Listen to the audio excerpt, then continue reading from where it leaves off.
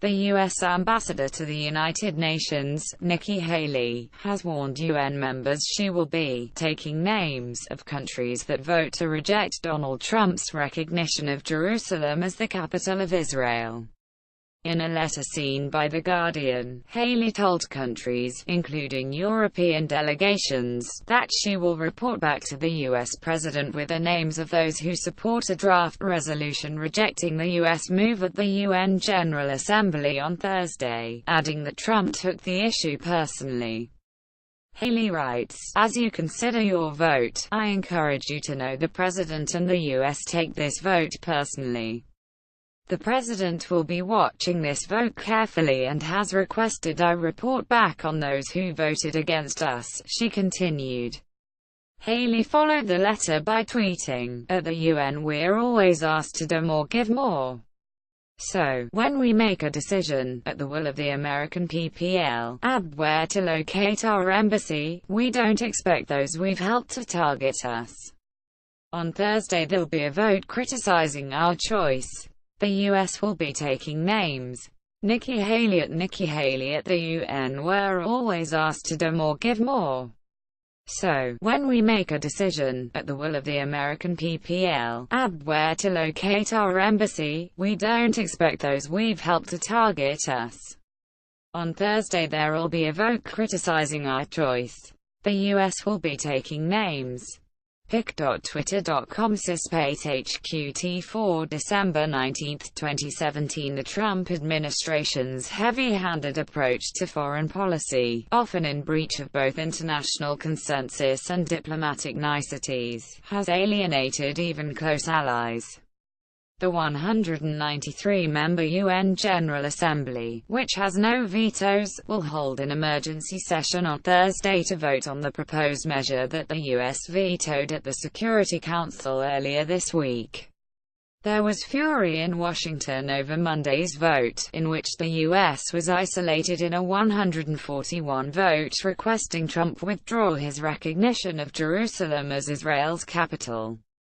U.S. vetoes, insulting, UN vote over status of Jerusalem. Video. According to Haaretz, Israel has sent instructions to its own diplomatic missions ordering ambassadors to seek meetings with officials to persuade them to direct their representatives at the UN to oppose the draft resolution at the General Assembly and ask them not to make speeches. A copy of the draft resolution, also seen by The Guardian, calls on the General Assembly to declare the U.S. move null and void. It also demands that countries avoid any decisions and actions which purport to have altered the character, status or demographic composition of the Holy City of Jerusalem, and calls upon all states to comply with existing Security Council resolutions. The UN General Assembly meeting was requested by Turkey and Yemen on behalf of the Arab group of countries and the Organization of Islamic Cooperation.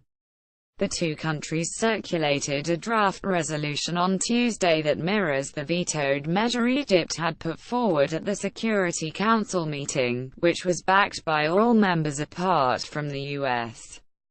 The Palestinian ambassador, Riyad Mansour, said he expected overwhelming support for the measure, stating that Jerusalem was an issue to be resolved through negotiations between Israel and the Palestinians.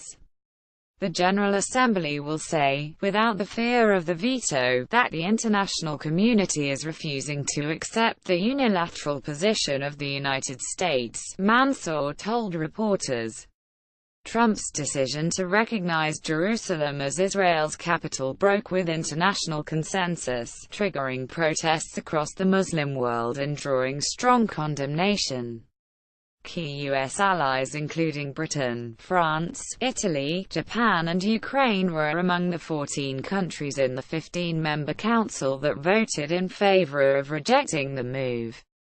After that vote, Haley described the 141 vote as an insult and warned it won't be forgotten. After the clash at the top UN body, the White House announced that the U.S. Vice President, Mike Pence, was delaying a trip to the Middle East planned for this week. Israel seized control of the eastern part of Jerusalem in the 1967 Middle East War and regards all of Jerusalem as its undivided capital. The Palestinians view the East as the capital of their future state. Several UN resolutions call on Israel to withdraw from territory seized during the 1967 war. The vote in the emergency session of the General Assembly follows an annual vote on Tuesday where members voted 1767 to affirm the Palestinian right to self-determination, suggesting the level of support the draft resolution could potentially command on Thursday. Saudi Arabia's King Salman pledged the kingdom's support for East Jerusalem as the capital of a future Palestinian state during talks with Palestinian President Mahmoud Abbas on Wednesday. Abbas has sent delegations to China and Russia to ask them to take a greater role in the peace process with Israel.